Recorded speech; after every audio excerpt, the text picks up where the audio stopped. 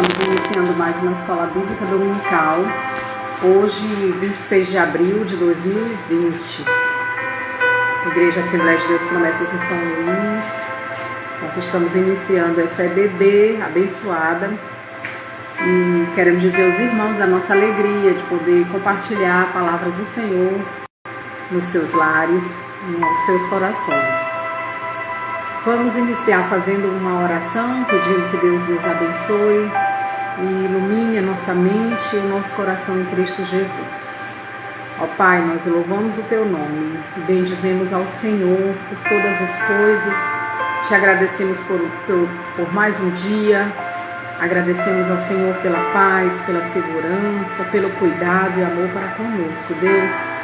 E nesse momento que estamos iniciando a EBD, nós pedimos que cada aluno, cada aluna, cada irmão, Pai, possa estar atento àquilo que Tu vais ministrar, Senhor, aquilo que o Senhor já deu aos nossos corações para ser entregue, Pai. Em nome de Jesus, assim continua conosco. Amém. Amém, amados. Hoje vamos falar um pouco da carta de Efésios, conforme o pastor Chagas já iniciou estes estudos bíblicos da lição do segundo trimestre de 2020. Nós antes também vamos ministrar, aliás, ouvir a ministração do louvor.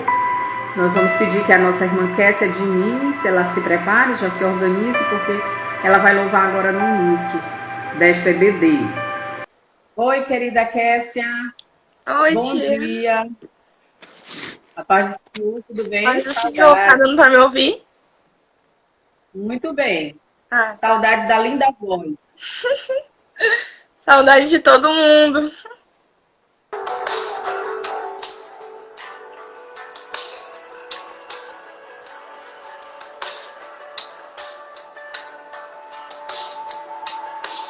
Me escutas quando clamo e acalma o meu pensar.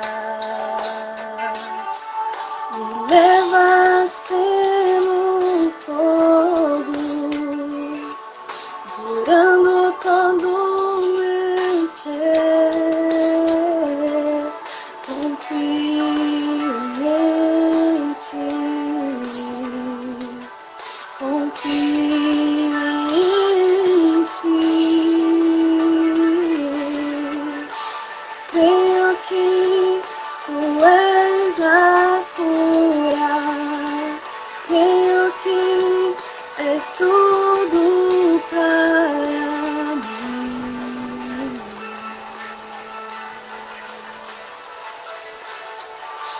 Creio que Tu és a vida, creio que não há outro igual a Ti.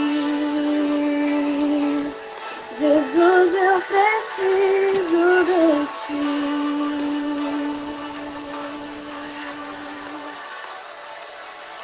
Nada é impossível para Ti, nada é impossível, nada é impossível para Ti. Tens o meu mundo em Tuas mãos, nada é impossível para Ti, nada é impossível, nada é impossível para Ti. Tens o meu mundo em Tuas mãos, creio que Tu és a cura.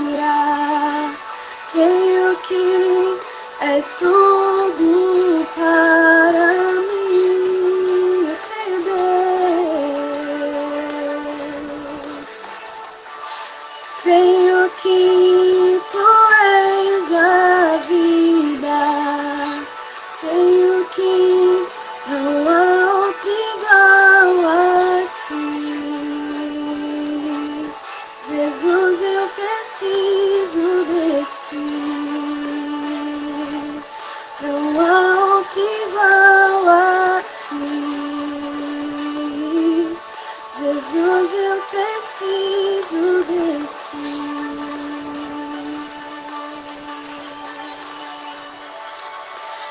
Aleluia. Amém. Amém. Glória a Deus. Nós cremos no Deus que é o Deus da cura. Que Ele tem dado testemunho do seu amor, do seu poder em nosso meio. Obrigada, Kessia. Nós vamos chamá-la novamente no final. Tá. Amém? Beijo. Beijo. Queridos e amadas, nós iremos discorrer um pouco sobre o tema desta lição. Hoje é lição 4, 26 de abril de 2020, a iluminação espiritual do crente. O texto áureo diz: para que o Deus de nosso Senhor Jesus Cristo, o Pai da glória, vos dê em seu conhecimento o espírito de sabedoria e de revelação. Verdade prática, a vocação do crente inclui a herança de preciosas riquezas conferidas aos eleitos pela grandeza do poder de Deus. Leitura bíblica em classe. Pelo que, ouvindo eu... está em Efésios 1, Efésios capítulo 1, versículo 15 a 23. Vamos fazer essa leitura bíblica.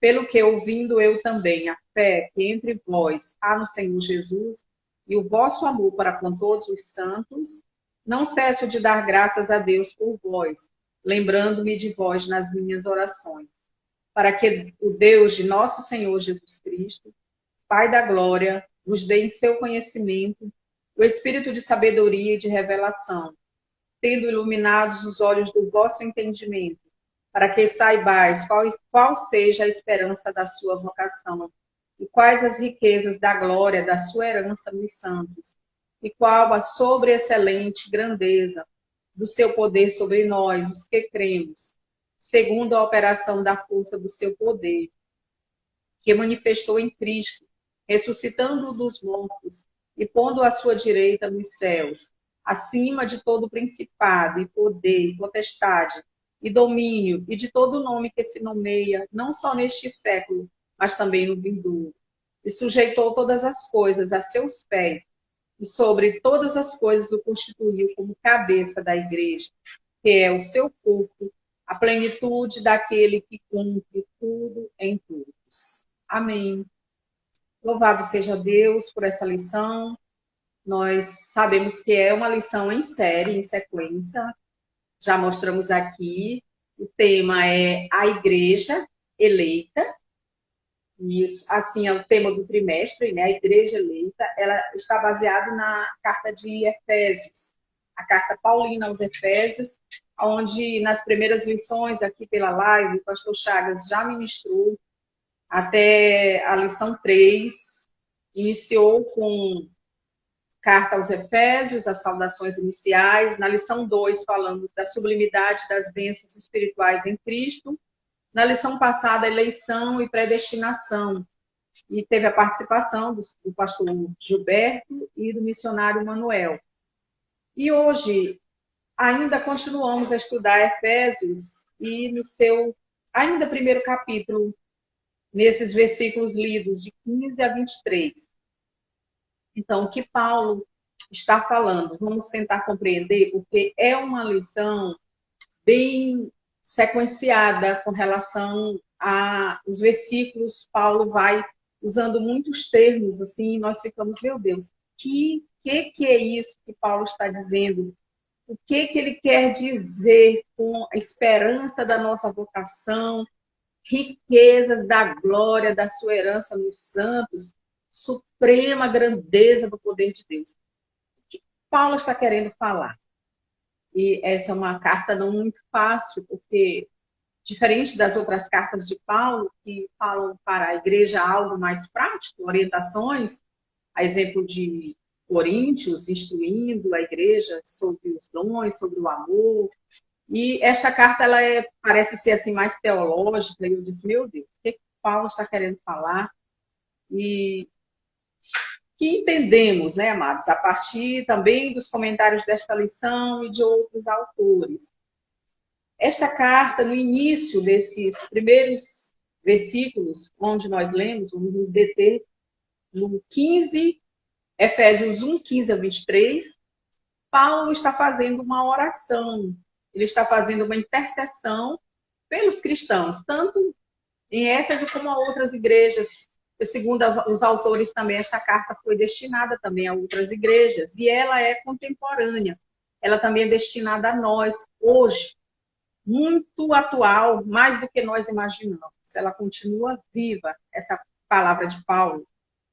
E ele inicia fazendo uma intercessão pelos cristãos da igreja em Éfeso e também a outras igrejas. O que ele pede? Ele pede, como nós lemos no capítulo 1, como estamos lendo a partir do 15, ele diz, além dele orar, pedindo em ações de graças, fazendo menção dos Efésios nas suas orações, ele pede para que o Deus, o Senhor Jesus Cristo, o Deus e Pai do nosso Senhor Jesus Cristo, conceda à igreja espírito de sabedoria e de revelação no pleno conhecimento dele. Por isso o tema da lição é a iluminação espiritual do crente ou do cristão. Então ele pede para que o Senhor Deus traga a nós a iluminação, tanto nos olhos do coração como da mente, para nós entendermos qual é a esperança do nosso chamado e qual é a riqueza da glória da sua herança no santo. Pois bem, somente esses dois objetivos já é muita coisa, porque Paulo pede, faz essa intercessão para que Deus nos dê espírito de sabedoria e para que Deus nos dê a revelação no pleno conhecimento dele. Isso já é muito, porque o pleno conhecimento de Deus, para a pessoa chegar ao pleno conhecimento de Deus, é preciso buscar muito, orar muito, ler muito a sua palavra. E também para que os olhos do coração sejam iluminados para entender qual é a esperança do chamado e qual a riqueza da glória da sua herança nos santos. Pois bem, nós vamos nos deter nessas duas coisas. Que Paulo faz a intercessão pedindo o espírito de sabedoria, revelação e iluminação aos nossos olhos, para que entendamos essas duas coisas, ou que se desdobram também em 3, no 19. Qual também a suprema grandeza do seu poder. Então, Paulo está pedindo somente que venhamos a entender qual é a esperança da nossa vocação, quais são as riquezas da glória da sua herança, da herança de Deus nos santos, e qual é a suprema grandeza do poder de Deus. Esses versículos se resumem nesse entendimento dessas 3 coisas. Paulo pedindo para que venhamos compreender essas 3 coisas. E vamos tentar discorrer sobre isso. Vamos falar sobre esses 3 pontos. O primeiro, que está baseado em 1:18. Paulo fala, qual é a esperança do seu chamamento, ou do seu chamado, ou da sua vocação? Paulo intercede para que experimentamos e conheçamos profundamente o sentido da nossa vocação. Quando a gente fala em vocação, amados, a gente já pensa assim, minha vocação para louvar, minha vocação, meu chamado para pregar, para ministrar, para evangelizar, meu chamado, cada um tem um chamado. Mas o chamado, que Paulo também está se referindo, ele começa bem antes, e foi discorrido aqui pelo pastor Chagas, e principalmente no domingo passado, onde foi falado sobre a eleição e predestinação, um tema complexo, mas enfim, independente de corrente teológica, nós temos a certeza que o nosso chamado, ele começou com a eleição em Cristo Jesus. Ele nos elegeu, a Bíblia diz que ele nos elegeu antes da fundação do mundo. Então, o nosso chamado, ele já inicia aí, onde Deus nos elegeu para sermos salvos em Cristo Jesus. E esse chamado, quando a gente pensa assim, meu chamado é pregar, é louvar, meu chamado é evangelizar, mas assim, voltemos ao que estamos aqui, que esse chamado se inicia na nossa eleição. E ele tem uns desdobramentos. Além da eleição, o nosso chamado ele precisa passar quando somos chamados por Deus, ele nos dá o direito à salvação pela graça, por intermédio da fé em Cristo Jesus. Esse chamado envolve também um processo de santificação. Então, ser chamado é importante. Jesus chamou os discípulos para o seguirem, mas durante aquela caminhada houve um processo de santificação, onde Jesus ensinou a eles, e estamos estudando isso no Sermão do Monte, Jesus ensinando como ser cristão, o que é verdadeiramente seguir a Cristo. Esse é o processo chamado da santificação. E quando passamos por esse processo, aí sim vamos começar a estarmos prontos para o serviço ao reino. E aí servir a comunidade local, a sua igreja, servir ao próximo, servir não somente eu sirvo só na minha igreja, mas eu não posso servir aos meus vizinhos, eu não posso servir a uma pessoa na rua que está precisando. Então o chamado ele tem essa amplitude, passa pelo processo da santificação e também do serviço ao reino de Deus. Tudo que há em mim, bendiga o seu santo nome. Tudo que há em mim está a serviço do Rei Jesus. Eu lembro que o pastor Chagas tinha um carro bem velhinho e havia escrito uma plaquinha assim. Ainda hoje é velhinho, né? Mas antes era mais velhinho. Dizia assim, um antigo Chevette, a serviço do Rei Jesus. Então, o cristão, ele coloca toda a sua vida, o seu carro, os seus bens, os seus talentos a serviço do Rei Jesus. Isso faz parte da nossa vocação. A nossa vocação, ela tem esses desdobramentos, né? A santificação, o serviço ao reino. E Paulo chama de esperança da vocação, por quê?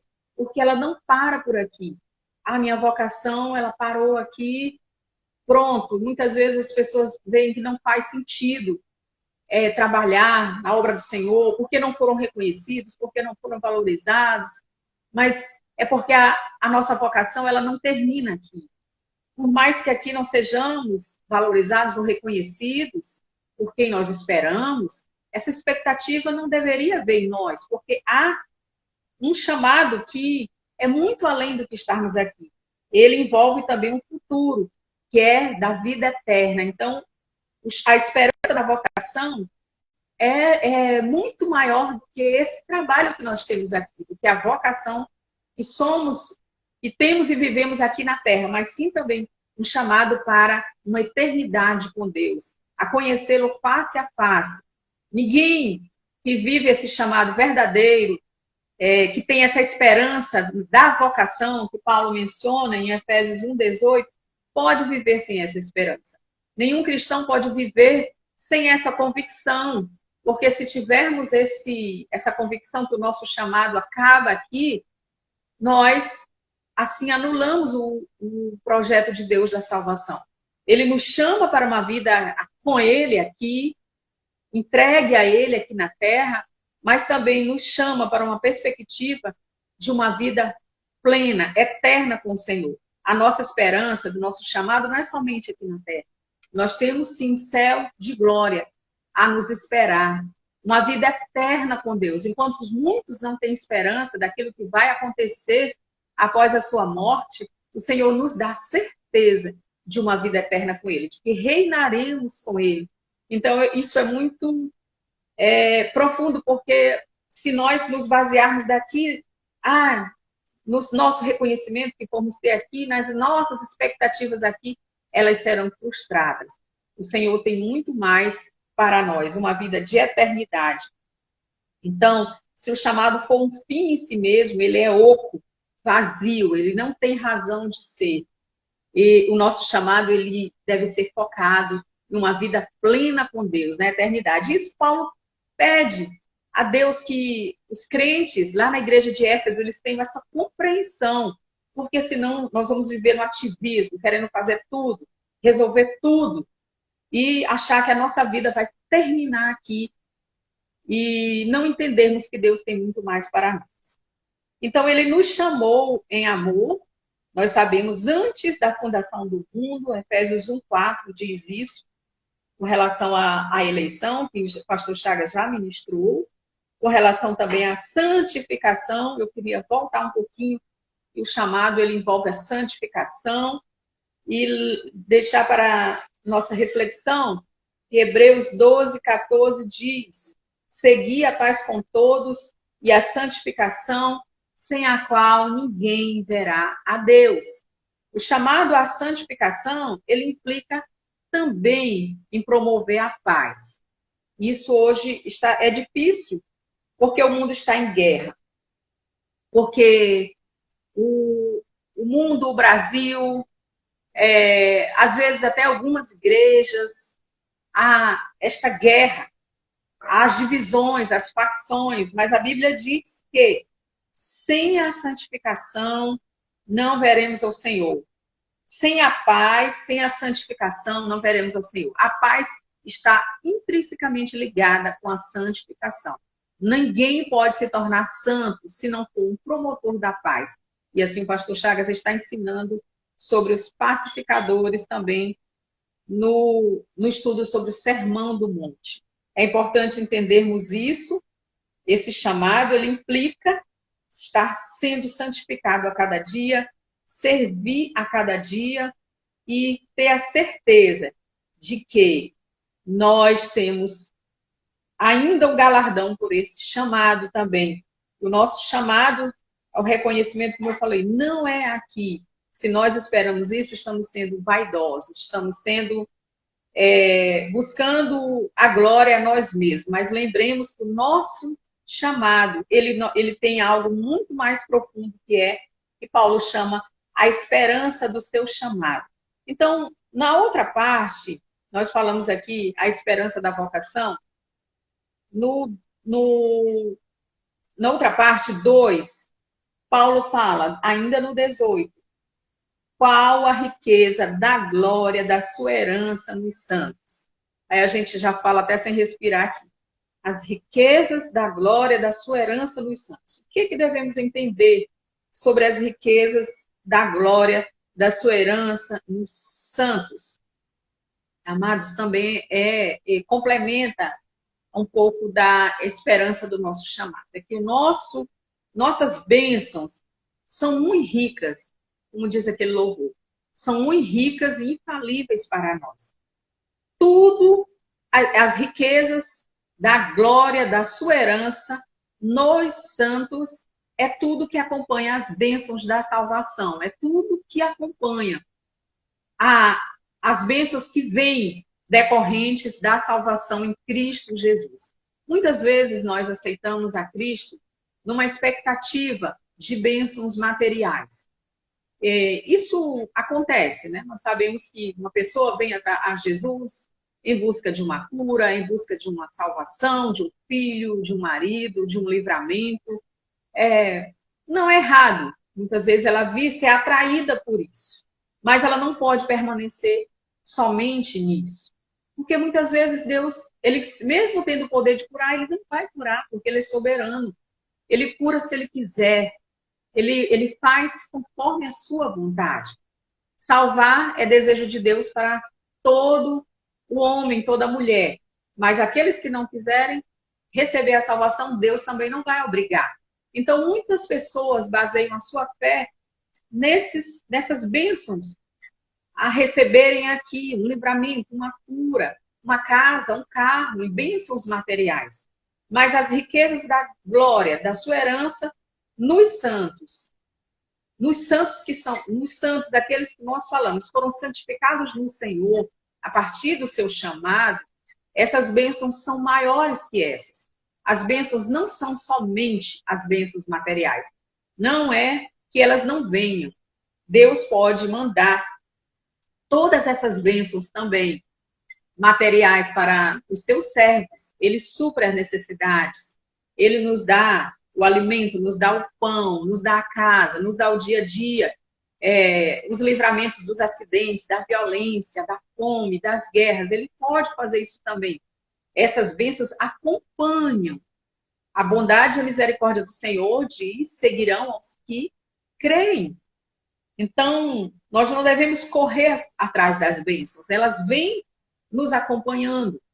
As bênçãos prometidas pelo Senhor, elas são muito maiores, e Paulo chama as riquezas da glória da sua herança. Então, tudo que nos acompanha, e se a gente for listar, porque muitas vezes a gente pensa, Jesus morreu por meus pecados, amém, pronto, mas isso tem um significado maior que isso. O perdão dos nossos pecados. Ninguém pôde pagar este preço pelo perdão dos nossos pecados. Nem no passado, nem no presente e nem no futuro. Ninguém tem o poder de morrer.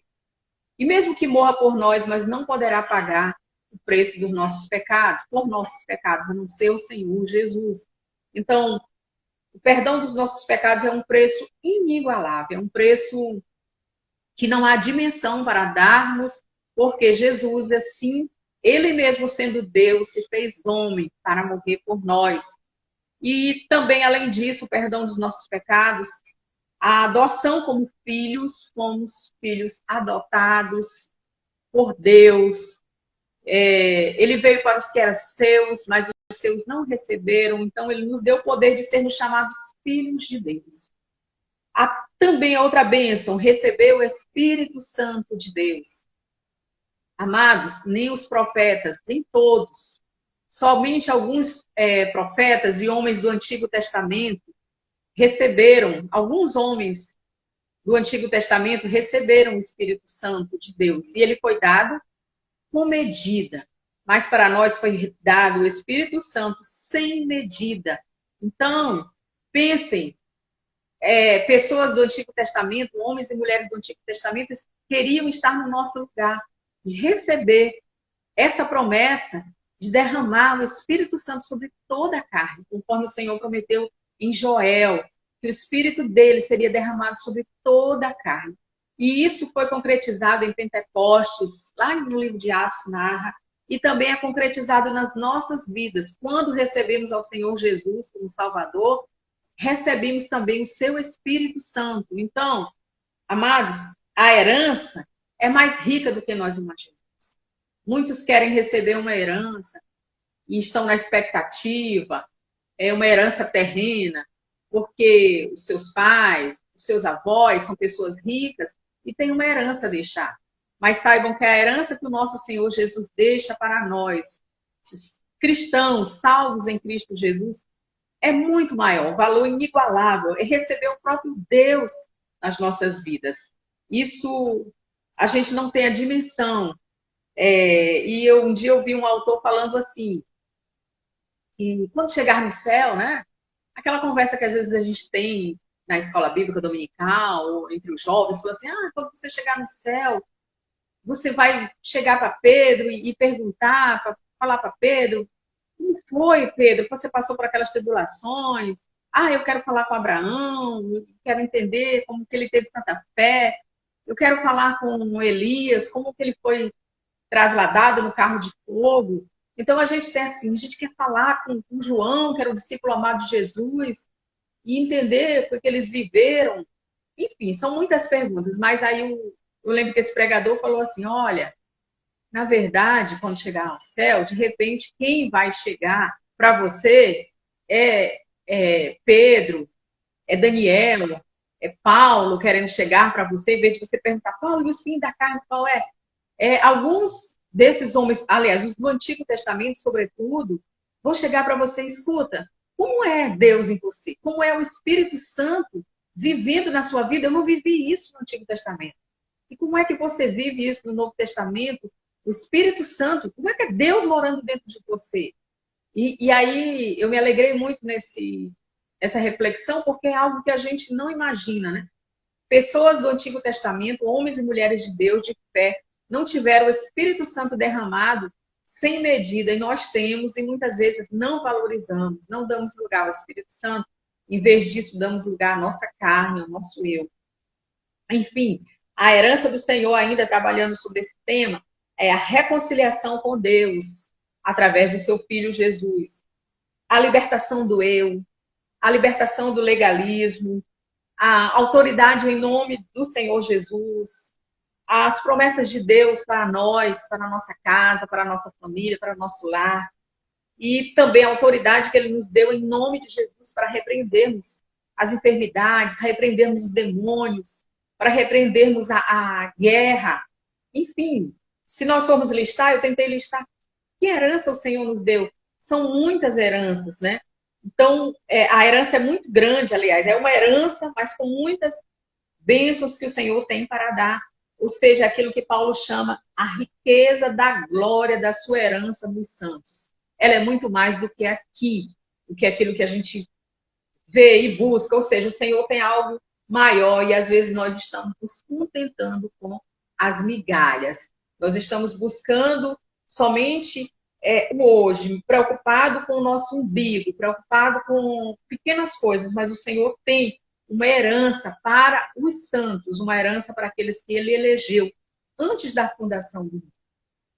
E por fim, amados, o terceiro ponto, Paulo ora também, no versículo 19, ele fala, para que entendamos qual a suprema grandeza do seu poder para com os que cremos, o qual ele exerceu em Cristo, ressuscitando-o dentre os mortos e fazendo sentar-se à direita nos lugares celestiais. Lendo logo o versículo 20. Será que nós entendemos? Porque os efésios não entendiam, e Paulo orou para que eles entendessem qual é a suprema grandeza do poder de Deus. O que é esse poder de Deus? A nossa lição, desculpem, chama a sobreexcelente grandeza do poder de Deus. A nossa versão aqui fala suprema grandeza do poder de Deus. Enfim, é algo extraordinário o poder de Deus derramado para nos salvar, para nos libertar, num plano perfeito que é o plano da salvação. Segundo um estudioso chamado F.B. Meyer, ele coloca assim, é poder, é seu grande poder. Nada menos bastaria. É o poder excepcionalmente grande, para além do alcance da mente humana. Então, o poder de Deus, ele é muito maior daquilo que nós conseguimos imaginar. O poder de Deus, ele é supremo, ele é extremo, imensurável, inigualável. Nós não podemos, de forma alguma, imaginar. Basta nós pegarmos apenas uma flor e olharmos como alguém teve esse poder para criar aquela flor, os mares, o sol, as estrelas, o dia, a noite. Nós não conseguimos entender. E olhem só, esse foi um poder que nós vemos manifesto na criação e nós pensamos assim, meu Deus, esse poder de Deus foi todo, a gente pode passar assim, foi gasto na criação, e ele cansou no sétimo dia porque ele ficou esgotado. Não. Deus não tem esgotamento como nós temos. O poder dele é infinito. Tanto que, se o poder de Deus se esgotasse na criação, nós não teríamos tido também o poder de Deus, manifesto aqui o que Paulo quer nos falar, na redenção, na nossa redenção, onde ele foi eficaz. Ele diz no 19, segundo a eficácia da força do seu poder, para, em Cristo, nos salvar. Deus, ele usou o seu poder, da mesma forma que ele usou na criação. Vejam, o poder de Deus para nos dar o direito à redenção em Cristo Jesus, a trazer o seu filho aqui, fazer o seu filho morrer e vencer a morte. Foi crucificado, morreu, venceu a morte e o principado, as potestades, no 21 diz, o poder e o domínio de todas as coisas, Jesus venceu. Ele ressuscitou. Quando ele deu a sua vida por nós, morreu por nossos pecados, ali o poder de Deus, ele se manifestou de forma tremenda. A gente pode dizer assim, de forma poderosa, fica redundante, mas o poder de Deus, ele foi usado de forma, como a lição chama, né? De forma sobreexcelente ou de forma suprema, quando ele deu seu filho para morrer por nós, quando seu filho venceu a morte, nos dando o direito à vida eterna. Mas por quê? Porque, amados, houve ali, com a morte de Jesus, toda toda uma tentativa das trevas, do mal, de Satanás, para frustrar os planos de Deus, o plano da salvação para a humanidade. E Deus nos amou de tal maneira que ele foi até o fim. Ele jamais, Jesus desistiu, ou Jesus pensou em desistir dos nossos, da morte, né? De nos dar o direito à salvação, de morrer por nós. Sabemos que Jesus, ele foi tentado desde o deserto, ali por Satanás, para que o plano de Deus fosse frustrado. Para que, em vez de morrer, ele pudesse adorar a Satanás. Ele veio em carne. Então, Satanás pode ter pensado, eu tenho toda a chance, porque o homem é falho, a carne é fraca. Mas Jesus, ele orou, ele buscou o Pai. Ele não veio para fazer a sua vontade, mas para fazer a vontade daquele que o enviou. Ele diz bem claro isso em João. Eu não vim para fazer a minha vontade, mas fazer a vontade do Pai. Então, essa obra da redenção, ela é uma obra extraordinária, aonde, através de Jesus Cristo, a vida de Jesus foi dada a nós para que tivéssemos direito à vida eterna. Então, é o extraordinário poder de Deus manifesto na ressurreição de Jesus, sobretudo porque Jesus venceu a morte para nos dar direito à vida. 1 Coríntios 15, 55 diz, primeira carta de Paulo aos Coríntios diz, onde está, ó morte, a tua vitória? Onde está, ó morte, o teu aguilhão? Graças a Deus que nos dá a vitória por intermédio do nosso Senhor Jesus Cristo. Amém, amados? E às vezes nós pensamos assim, morte, o Senhor venceu a morte, ele pode sim ressuscitar um morto. Agora, olhem só, não era um morto qualquer, era o Senhor Jesus dando a sua vida e o direito a toda a humanidade de ser salvo. Então, o supremo poder de Deus foi dado aqui para que, Paulo diz, Jesus ressuscitasse dentre os mortos e sentasse à direita de Deus nos lugares celestiais. E lá ele está acima de todo principado e potestade, está acima de todo poder, de todo domínio e de todo nome que se possa referir, não só no presente século, mas também no vindouro. E através desse ato da salvação em Cristo Jesus, da redenção em Cristo Jesus, que nós fomos libertos em Cristo, ali Deus, ele pôs todas as coisas debaixo dos pés de Jesus, para ele ser o cabeça sobre todas as coisas. E ele o deu à igreja. Nós somos o corpo. Então, essa obra é tão perfeita que Jesus, ele morreu por nós para nos dar a redenção, também nos deu a preservação, porque estamos preservados nele, estamos guardados nele. Nada, por mais que muitos pensam que quando morremos nós perdemos aqui, não. Mas nós estamos ainda vivos no Senhor. Ele é a ressurreição e a vida. Quem crê nele, ainda que esteja morto, viverá.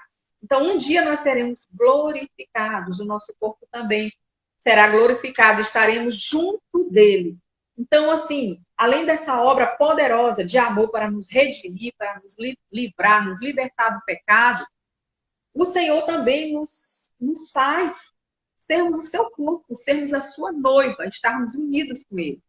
Onde Jesus é o cabeça, nós somos a igreja. E precisamos, assim, estar unidos com ele, com Cristo, sendo guiados pela sua vontade e não pela nossa vontade. E muitas vezes o nosso eu fala mais forte, mas nunca devemos esquecer isso. Que Jesus, ele é o cabeça e nós somos o corpo e por isso precisamos andar alinhados com ele.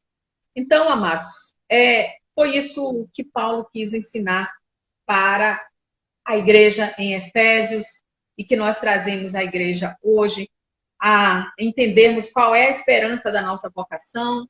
E eu deixo essa reflexão. Você consegue ver o início, meio e fim, a finalidade, qual a finalidade do seu chamado? Você consegue ter ideia disso com relação às riquezas da glória, da herança nos santos? nós conseguimos entender que a nossa herança ela é espiritual, ela é mais do que nós pensamos ou temos expectativa aqui. Nós conseguimos entender que as riquezas da glória do Senhor são muito mais além daquilo que imaginamos ou esperamos. Nós conseguimos entender que a suprema grandeza do poder de Deus é o maior investimento que Deus fez. Eu creio assim, Deus investiu na criação, mas o maior investimento que Deus fez para a humanidade não foi a criação, foi enviar seu Filho para nos dar a vida eterna, para que, por ele, através dele, fôssemos salvos e libertos do pecado. Sabendo disso, amados, não sejamos ignorantes, desconhecedores daquilo que Deus fez e daquilo que Deus faz e fez de uma única vez, dando seu Filho Jesus por nós. Não sejamos ignorantes, vamos aproveitar aquilo que o Senhor tem para nossas vidas. Ele fez uma grande obra em nós, que é deve ser vivida em sua plenitude. Pois alguns homens, cremos, né, que alguns homens de Deus sonharam com isso que nós estamos vivendo. Colossenses 1:27, finalizando, eu deixo para a igreja, diz, os quais Deus quis dar a conhecer, perdão, qual seja a riqueza da glória deste mistério entre os gentios. Isto é, Cristo em vós, a esperança da glória.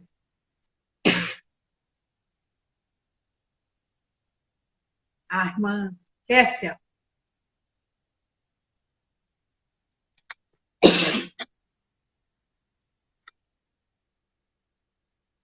Vamos chamar a irmã. Ao vivo é assim, né? Quem sabe faz ao vivo.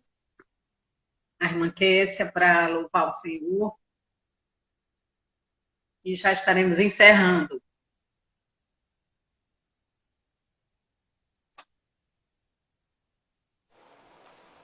Oi, Kessia. Senhora.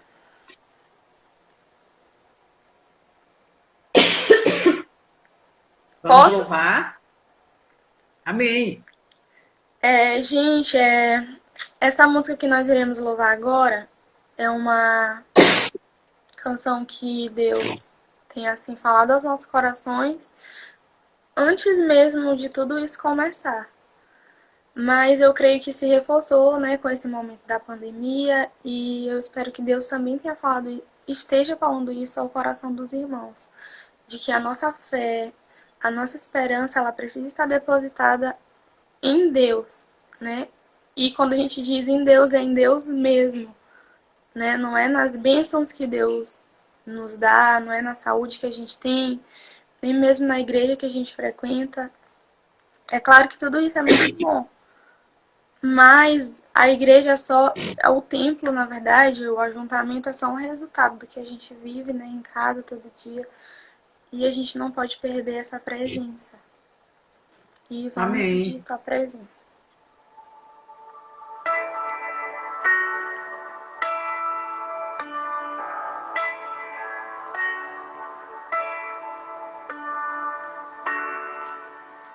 Entre no quarto e feche a porta. Chegou a hora de falar com Deus. Dobre os joelhos e sinta a presença que toma todo esse lugar. Sinta a glória de Deus.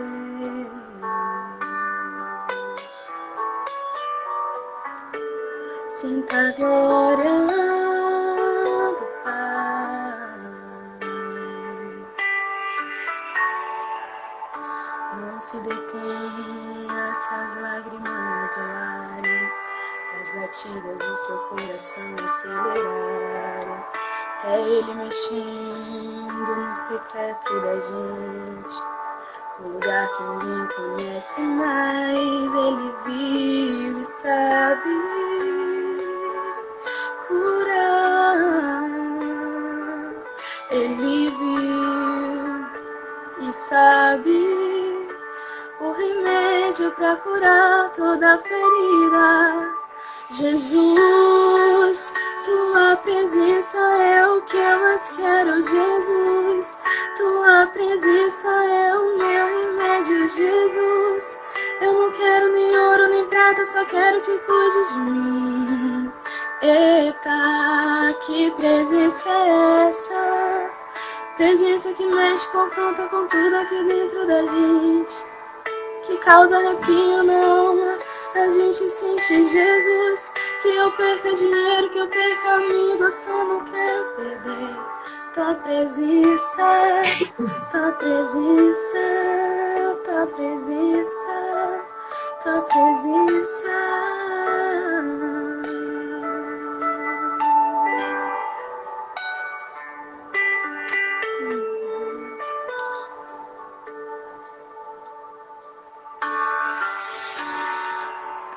Não se detenha se as lágrimas rolarem e as batidas no seu coração acelerarem. É Ele mexendo no secreto da gente, um lugar que ninguém conhece mais. Ele vive e sabe curar. Ele vive e sabe o remédio para curar toda ferida. Jesus, tua presença é o que eu mais quero, Jesus. Tua presença é o meu remédio, Jesus. Eu não quero nem ouro nem prata, só quero que cuide de mim. Eita, que presença é essa? Presença que mexe, confronta com tudo aqui dentro da gente, que causa arrepio na alma e a gente sente, Jesus.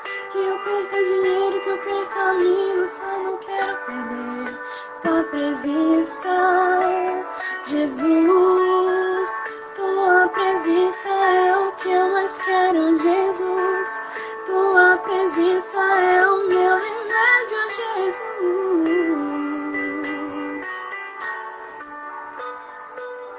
Eita, que presença é essa? Presença que mexe, confronta com tudo aqui dentro da gente, que causa arrepio na alma e a gente sente, Jesus.